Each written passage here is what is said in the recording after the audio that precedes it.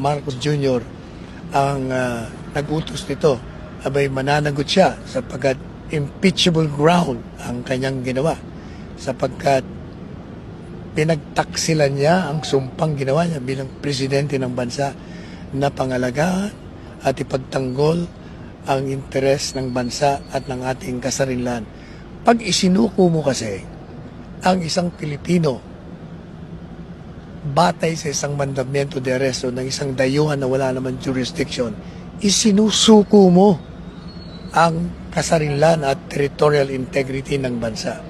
At yan ay culpable violation of the Constitution. Ito lang pag-deprive mo ng mga abogado.